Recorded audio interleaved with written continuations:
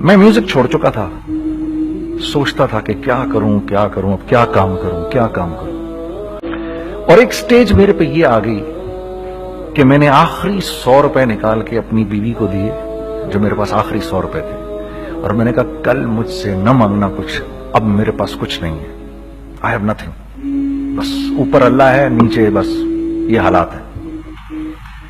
لیکن میں نے ایک بات سنی بھی تھی مولوی طارق جمیل صاحب سے کہ اگر تم اللہ کے لیے کسی چیز کو چھوڑو گے، اللہ تمہیں اس سے بہتر چیز دے گا۔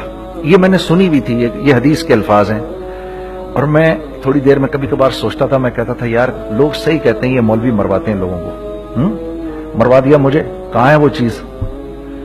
لیکن میرا دل اندر سے کہتا تھا نہیں، اللہ کے نبی کی بات سچی ہے، اللہ کے نبی کی بات سچی ہے، اللہ کے نبی کی بات سچی ہے، میرا دل کہتا تھا مجھے۔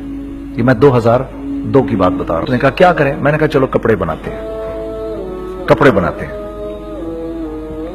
ہم نے دونوں نے کہا ٹھیک ہے، اور میرے پاس پیسے تو تھے نہیں، تو میں نے کہا کیا کرے گا؟ اس نے بولا یار دیکھو سٹارٹ ایسے ہوگا جنید بھائی، 25 لاکھ آپ دیں، 25 لاکھ میں لاؤں۔ اب اس نے 25 لاکھ بول دیا، اور میں ابھی 100 روپے بیوی کو دے کر آ رہا ہوں، اور بڑی اپنا سٹیچر بالکل رکھ کے اوکے ٹھیک ہے۔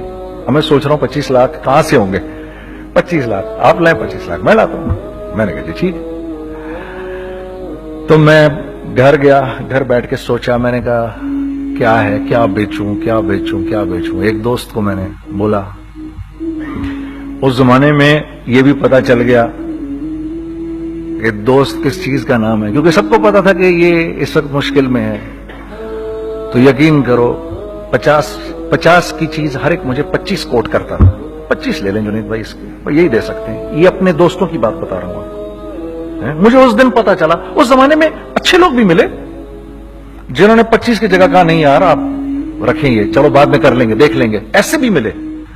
لیکن ایسے بھی ملے کہ جنہوں نے ایکسپلائٹ کر کے میری کمر ہی توڑ دی، ہاں، جنہوں نے میرا کچومر ہی نکال دیا۔ ان کا بس نہیں چلا کہ میرا کچومر ہی نکال دیں، مجھے جان سے ہی مار دیں۔ اس وقت جو کر سکتے ہیں اس آدمی کے ساتھ کریں، کیونکہ یہ سب پریشانی میں ہے۔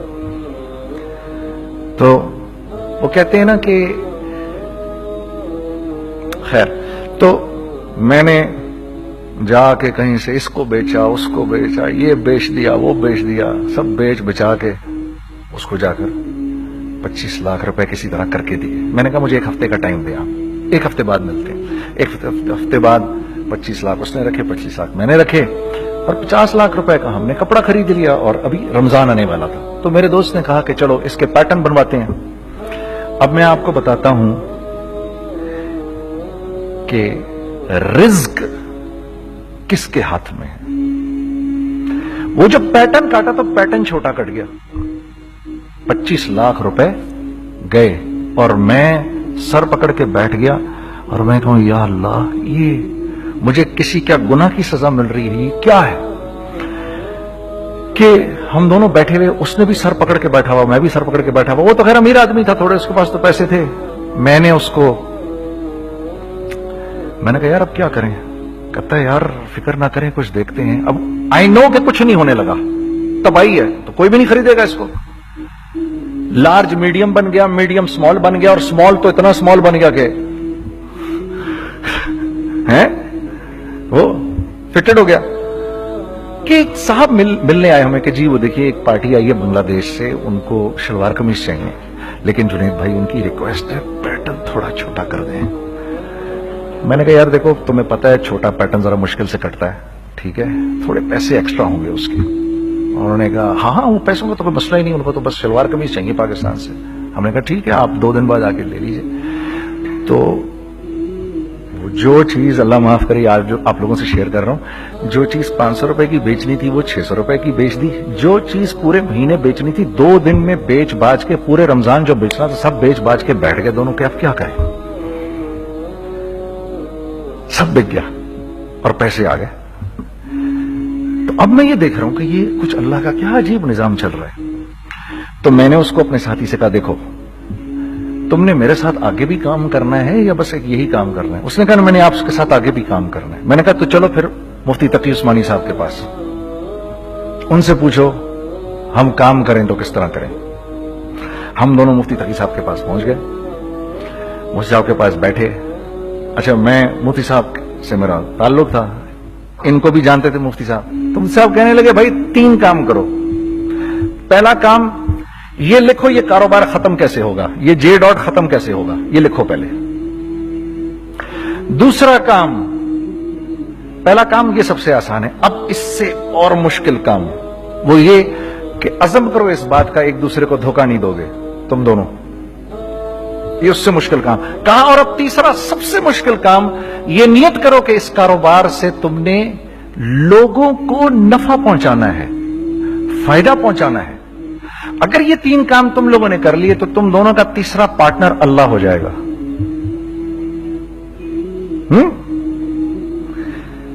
तो जिसका पार्टनर ही अल्लाह हो जाए उसे कारोबार करने की क्या जरूरत है, उसको तो आके ICMA के अंदर बातें करनी चाहिए दुनिया जहान की। मैंने ये कर लिया, मैंने वो कर लिया, मैंने फलां कर लिया, मैंने डिमकान कर लिया, हालांकि किया कराया कुछ भी नहीं। तो सबसे पहला काम ये किया हमने, मैंने उसको बोला कुरान पे हाथ रख के देख, अल्लाह ने चाहा मैं तुझे कभी धोखा नहीं दूंगा। उसने कहा अल्लाह ने चाहा मैं भी आपको कभी धोखा नहीं दूंगा। ये आज से 15 साल पहले की बात है। फिर दिन और रात बैठकर हम ये सोचते थे कि हम लोगों को फायदा कैसे पहुंचाएं। हमने एक कपड़ा बनाया, वो कपड़ा कॉटन का। सबसे पहला काम जो हमने किया वो ये किया कि ये जो मरा हुआ एक निजाम था खड्डियों का, इसको जिंदा किया, जिसकी वजह से तकरीबन 10,000 लोगों की जॉब्स लग गई। एक डाइंग आर्ट था बिल्कुल। वो रंगी टाउन में जाकर पकड़े हमने पुराने बाबे, उनको बुलाया, तुम आओ ये खड्डियों का कपड़ा बनाओ। ये खड्डियों का कपड़ा ऐसा ही है जैसे हैंडमेड शू और हैंडमेड क्लॉथ, ठीक है ना। मैं कसमन कहता हूं कि अगर आपको मैंने एक दफा आपने मेरा कुर्ता पहन लिया जो खड्डी का बना हुआ है, हो नहीं सकता कि दूसरा कोई कुर्ता आपसे पहना जाए उसके बाद। वो ऐसे जिस्म से मुलायम तरीके से जिस्म पर आकर लग जाता है। उस कपड़े की हम मुंह मांगी कीमत ले सकते थे। आज अल्लाह को हाजिर नाज़िर जान कर कह रहा हूं, हमने ऐसा नहीं किया, हमने ऐसा नहीं किया। हम चाहते तो क्या कर जाते, लेकिन नहीं किया हमने, ठीक है। पहला काम हमने कहा और 2 लोगों को, और 2 लोगों को, और 2 लोग पसंद करेंगे, कोई नहीं कोई नहीं कोई नहीं। मैं आपको ऐसी सैकड़ों मिसालें दे सकता हूं कि हम क्या कर सकते थे, हमने क्या नहीं किया, सिर्फ इस तीसरे पॉइंट को सामने रखने के लिए। वो तीसरा पॉइंट क्या है? लोगों को नफा पहुंचाना। क्योंकि हम नहीं चाहते कि हमारा तीसरा पार्टनर हमको छोड़ के चला जाए। मैं आपको क्या क्या बताऊं, तीसरे पार्टनर ने क्या क्या कुछ किया। पेशावर पहुंचे मैं और मेरा साथी, मैं आपके सामने वो एक्सपीरियंसेस आपकी तकवीयत के लिए बता रहा हूं, आप अपनी कोई बड़ाई नहीं बता रहा, आपकी तकवीयत के लिए बता रहा हूं कि कल जब आप ऐसे करेंगे ना तो घबराना मत। हम कहते हैं मल्टीनेशनल आए हमारे मुल्क में, बहुत अच्छी बात है, आए, इसमें क्या है, लेकिन यार हम में खुद में क्या कमी है, आप मुझे ये बताओ। हम सीधे हो जाएं, खुदा की कसम जरूरत नहीं हमें किसी मल्टीनेशनल की, क्योंकि हमारा दिमाग जो है ना, हमारा दिमाग तो इतना तेज है, इतना तेज है। देखो ना बेईमानी करके हम कितना कुछ कर लेते हैं। तो अगर इसी दिमाग को सीधा चलाएंगे तो क्या करेंगे आप देखिए, चक्करबाजियां, चक्कर दे देकर हम क्या क्या कुछ नहीं कर लेते। अगर यही दिमाग सीधा चले, पाकिस्तान, अरे भाई भूल जाएंगे लोग जापान को और कोरिया को, भूल जाएंगे लोग। अगर वल्लाह यकीन करो, अगर हम इस एक बात को सामने रख लें, मुझे मेरा अल्लाह देख रहा है, अल्लाह मुझे देख रहा है, मैं नहीं कर सकता। दुनिया को नहीं पता क्या हो रहा है। मैं आपको बताऊं हमें क्या सिखाया गया है, अगर मैं आज आपको बताऊं तो आप हैरान हो जाएंगे कि यार तू पागल है।